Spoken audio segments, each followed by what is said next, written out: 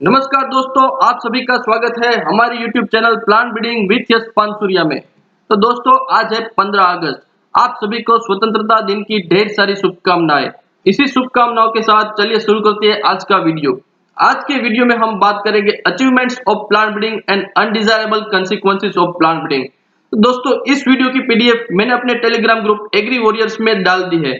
तो आपने अभी तक agri warriors Telegram group join नहीं किया है तो प्लीज इस वीडियो के डिस्क्रिप्शन में मैंने इस टेलीग्राम ग्रुप की लिंक दी गई है, उसको आप ज्वाइन कर लीजिए। इस टेलीग्राम ग्रुप में आपको मिलेगा जनरल एग्रीकल्चर के MCQs and daily current affairs. दोस्तों, इस टेलीग्राम ग्रुप को ज्वाइन कर लीजिए। तो दोस्तों, चलिए शुरू करते हैं अचीवमेंट्स ऑफ प्लांट ब्रीडिंग के साथ।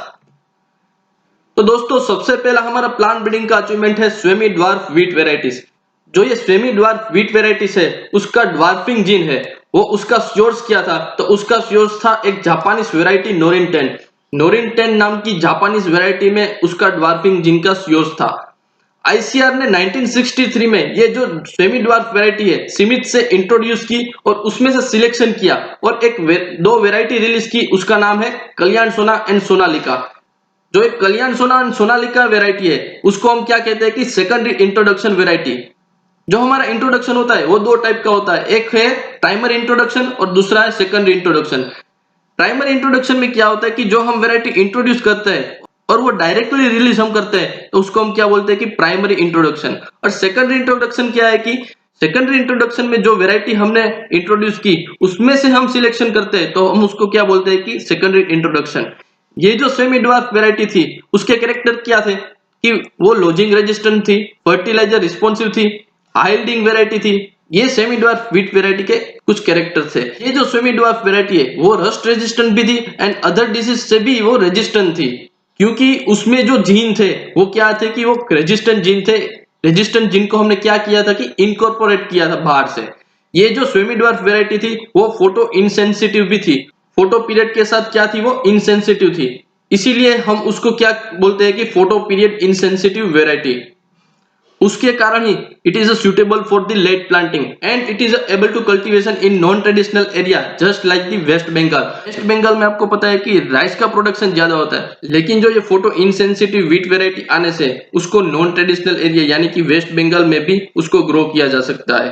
जो ये व्हीट वेराइटी थी उसमें ड्वार्फिंग जीन थे RST1 RST2, और ये दोनों कॉम्बिनेशन में भी हो सकते हैं। It increase the yield up to 15% then the tall isogenic lines. जो ये सेमी ड्वार्फ व्हीट वेराइटीज थी उसका हार्वेस्ट इंडेक्स भी कंपेयर में हाई था।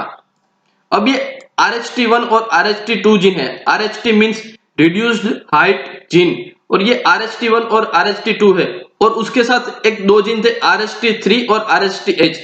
ये जो RST3 और RST8 है वो यील्ड को इंक्रीज नहीं करते, but it is provide a good resistant to lodging tolerance.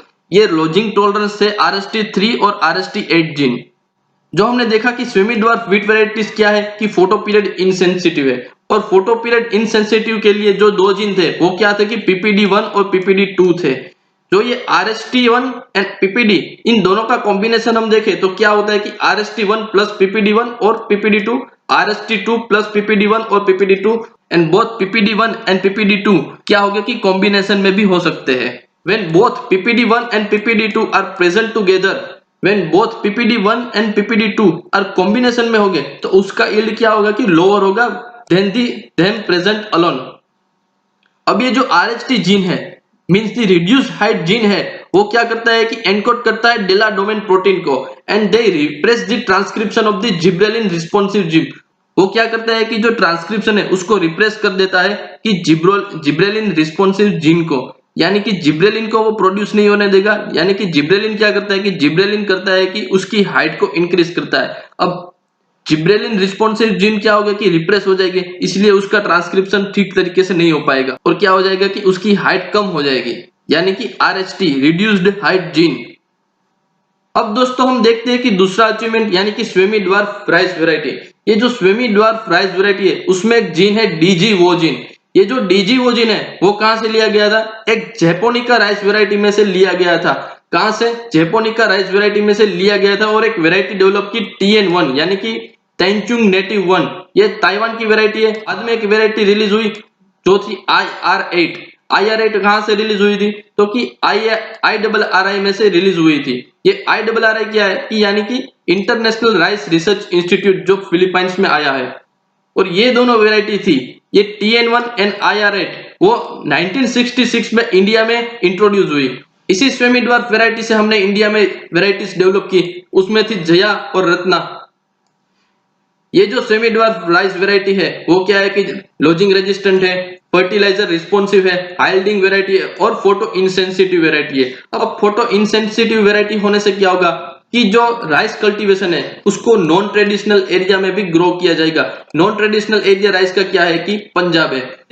अब फोटो इनसेंसिटिव होने से क्या होगा कि जो नॉन ट्रेडिशनल एरिया में है और इवन ट्रेडिशनल एरिया और नॉन ट्रेडिशनल एरिया उसमें राइट और वीट का क्रॉप रोटेशन पॉसिबल हुआ। अब दोस्तों हम देखते हैं कि तीसरा achievement nobilization of the Indian cane. दोस्तों इंडिया में दो टाइप की शुगर कैन है, एक है इंडियन कैन और एक है ट्रॉपिकल नोबल कैन। जो इंडियन कैन है उसका साइंटिफिक नेम सेकेरम बारबेरी और जो ट्रॉपिकल कैन है उसका साइंटिफिक नेम है सेकेरम ऑफिसिनेरम। जो सेकेरम बारबेरी है वो नॉर्थ इंडिया में सिंपली ग्रो की जाती है और ये जो सेकेरम बारबेरी है they were hardy but poor in yield and sugar content। जो सेकेरम बारबेरी है वो क्या है कि poor in yield and sugar content में लो है। बट जो ये सेकेरम ऑफिसिनेरम है वो क्या है कि thicker stem and higher sugar content, उसमें शुगर कंटेंट भी हाई है but they perform the badly in the North India. But जो ये सेकेरम ऑफिसिनेरम है वो परफॉर्म नहीं कर पाती नॉर्थ इंडिया में, क्योंकि उसमें क्या होता है कि लो विंटर हार्डीनेस, लो टेम्परेचर की वजह से वो सेकेरम ऑफिसिनेरम नॉर्थ इंडिया में परफॉर्म नहीं कर पाती। अब दो scientist CA barber and TS Venkataraman उन्होंने क्या किया, शुगर कैन ब्रीडिंग इंस्टीट्यूट यानी कि SBI कोयम्बतूर में सेकेरम बारबेरी और सेकेरम ऑफिसिनेरम का क्रॉस किया and transfer this thicker stem, high sugar content and other desirable character from noble cane to Indian cane. उन्होंने क्या किया कि सेकेरम बारबेरी और सेकेरम ऑफिसिनेरम का क्रॉस किया और डिजायरेबल कैरेक्टर यानी कि higher sugar and thicker stem है वो सेकेरम ऑफिसिनेरम से सेकेरम बारबेरी पर ट्रांसफर किए।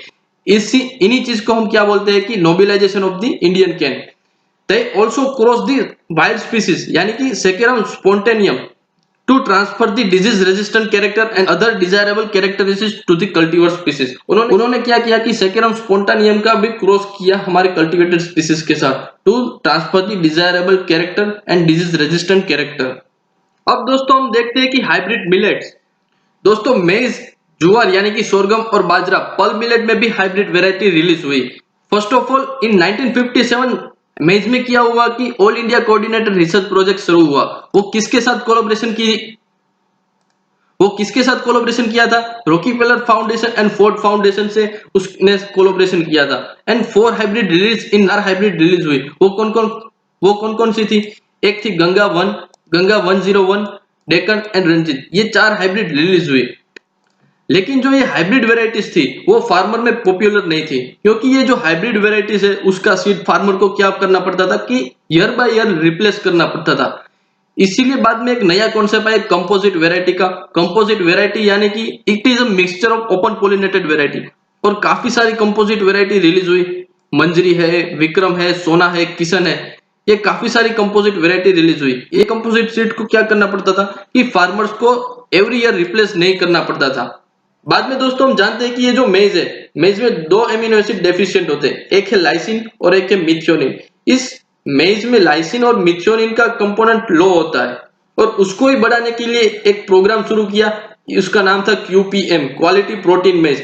और काफी सारी हाइब्रिड वेराइटी रिलीज हुई इस QPM में। कौन कौन सी वेराइटी थी, जो ये विवेक QPM 9 है यानी कि विवेक क्वालिटी प्रोटीन मेज 9 है, वो क्या है कि high in lysine and methionine content.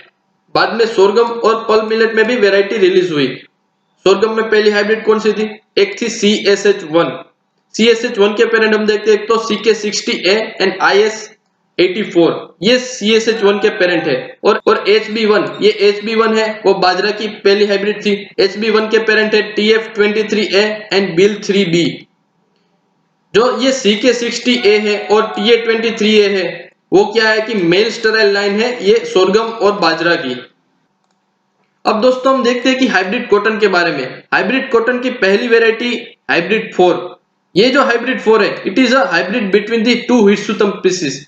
जो ये हाइब्रिड 4 है वो क्या थी कि इंट्रा हिरसुतम हाइब्रिड थी।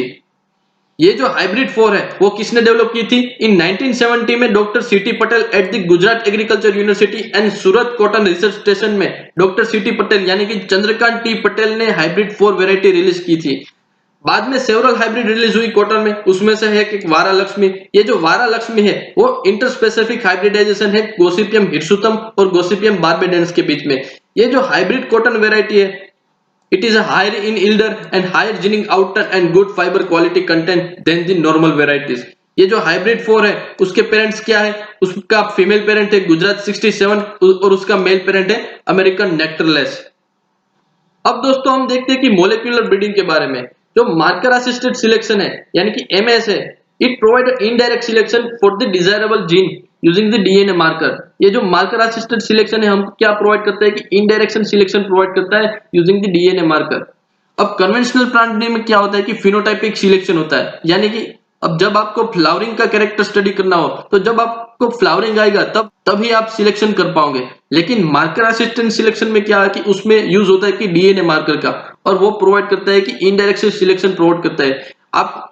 आपको उसमें क्या करना है कि डीएनए आइसोलेट करना है और उसमें जेल में रन करवाना है और आपको बैंड्स मिलेंगे और उसी बैंड्स में से आप फ्लावरिंग का कैरेक्टर सिलेक्ट कर पाएंगे।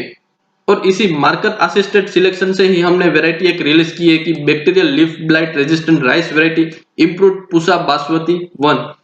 आईआरआई ने ये improved Pusa basmati 1 variety release की है जो रेजिस्टेंट है बैक्टीरियल लीफ ब्लाइट से। उसमें एक जीन है XA21।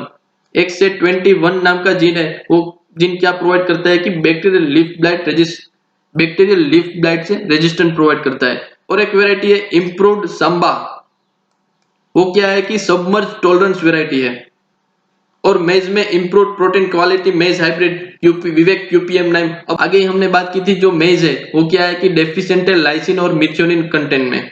और ये जो विवेक QPM9 है यानी कि क्वालिटी प्रोटीन मेज है वो क्या करता है, उसको इंक्रीज करता है लाइसिन और मिथ्योनिन कंटेंट में। बाद में क्या हुआ कि जीनोम सीक्वेंसिंग हुआ, ह्यूमन का जीनोम सीक्वेंसिंग हुआ, प्लांट में जीनोम सीक्वेंसिंग हुआ पहला की एरोबिडोप्सिस थेलियाना का इन 2000। जो एंड दिस अप्रोच यानी कि जो ये मोलिकुलर ब्रीडिंग का अप्रोच है, it is the enhance the efficiency of breeding effort and the improving the complex trait. ये जो मोलिकुलर ब्रीडिंग का अप्रोच है वो क्या करता है कि ब्रीडिंग की एफिशिएंसी को इंक्रीज करता है और वो जो डिफिकल्ट कैरेक्टर है जो जिसको हमें इंप्रूव करना है उसमें हेल्प करता है। अब ये जो मार्कर असिस्टेंट सिलेक्शन है वो क्या करता है कि सिलेक्शन प्रोवाइड करता है ऑफ सीजन क्रॉप में भी।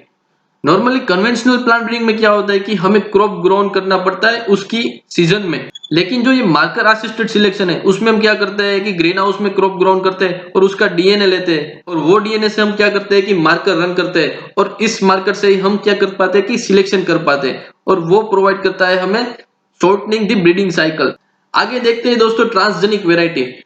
दोस्तों ट्रांसजेनिक वेराइटी किसे कहा जाता है? ट्रांसजीन यानी कि जो जीन दूसरे ऑर्गेनिज्म से लिया गया हो इसे हम उसको क्या बोलते हैं कि ट्रांसजीन बोलते हैं।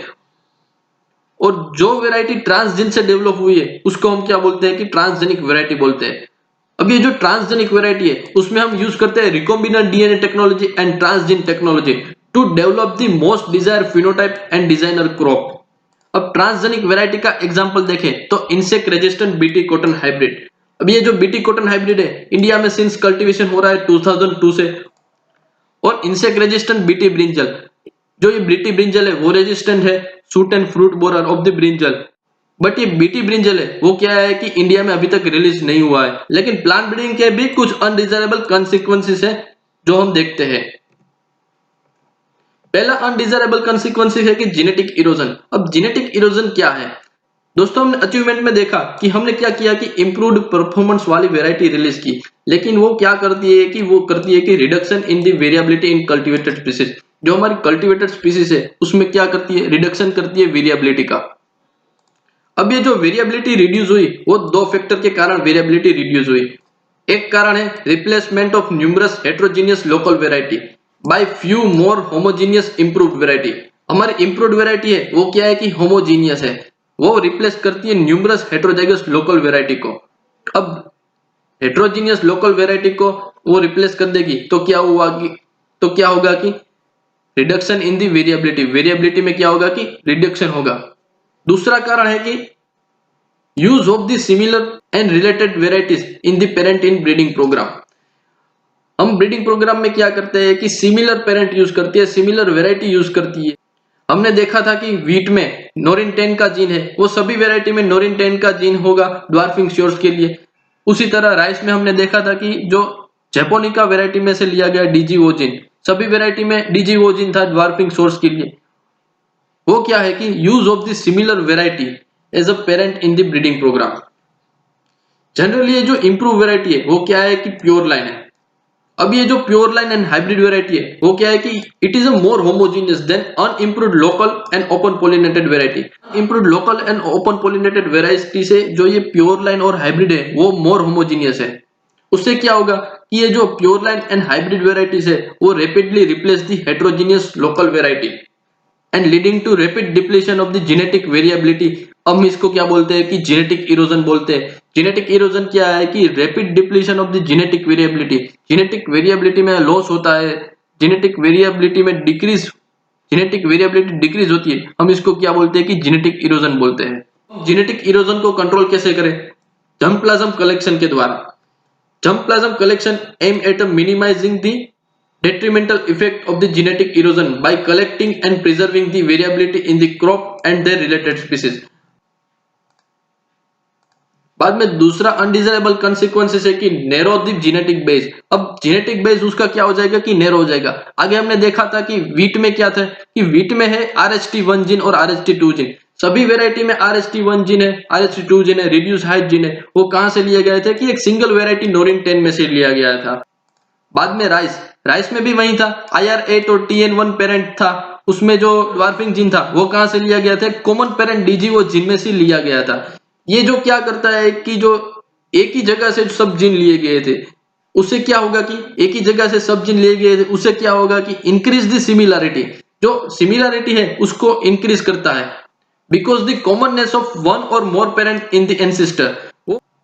उसमें क्या है कि जो नोरिन 10 और डीजीओ जीन वो क्या है कि एक कॉमन पेरेंट है, सभी एंसेस्टर में एक कॉमन पेरेंट है, which leads to the narrow down the genetic basis of the variety।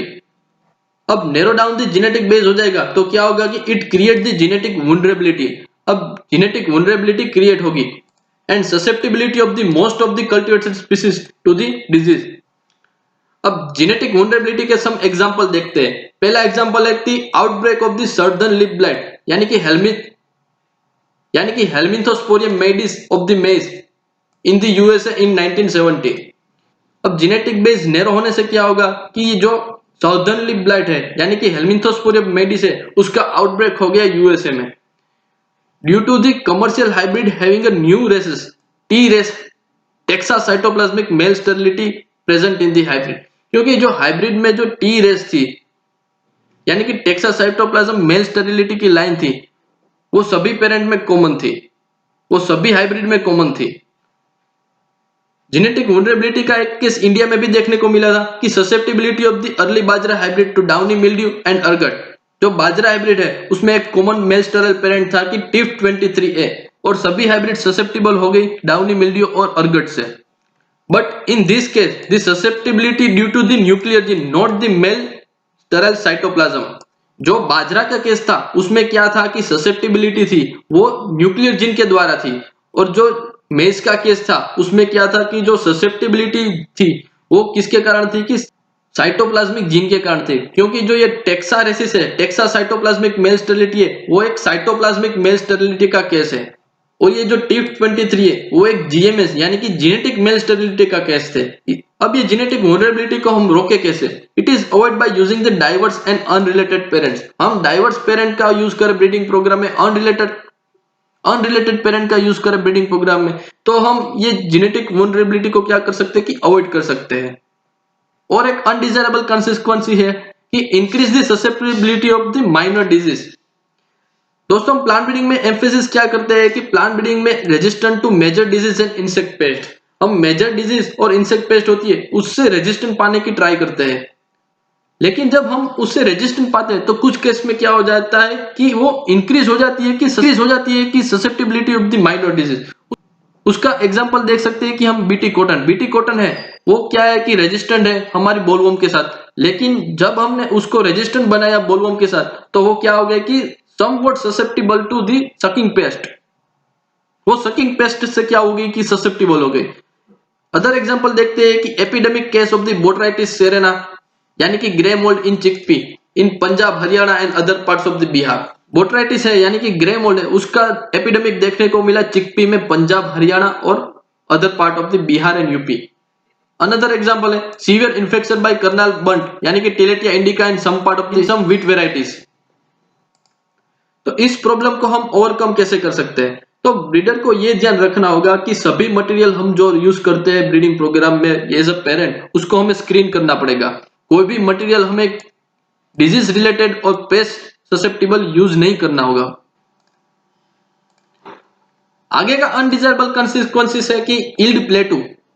तो दोस्तों पहले क्या हुआ था कि जो हमने ड्वार्फिंग जीन इंट्रोड्यूस किया व्हीट और राइस में, तो क्या हुआ कि इंक्रीज द यील्ड देखने को मिली, बट जो वो यील्ड थी वो हमें कुछ अंश तक देखने को मिली कि वो इंक्रीज हो रही है। बाद में क्या देखने को मिला कि no further yield increase are obtained through the breeding because the yield reach a plateau. वो एक प्लेटू पे आ गई, कुछ अंश तक वो बढ़ी, बाद में वो स्ट्रेट फॉरवर्ड हो गई कि मींस दी वो इंक्रीज भी नहीं होती और डिक्रीज भी नहीं होती, कुछ अंश तक स्टेडी हो जाती है। In such case, the variability has been introduced in breeding population to break this plateau. अब ये हमें प्लेटो को ब्रेक करना होगा, तो क्या करना पड़ेगा कि नई कुछ वेरिएबिलिटी इंट्रोड्यूस करनी होगी ब्रीडिंग प्रोग्राम में। There is a evidence that wild relative of the cultivated species may provide a yield gene for the breaking the yield plateau.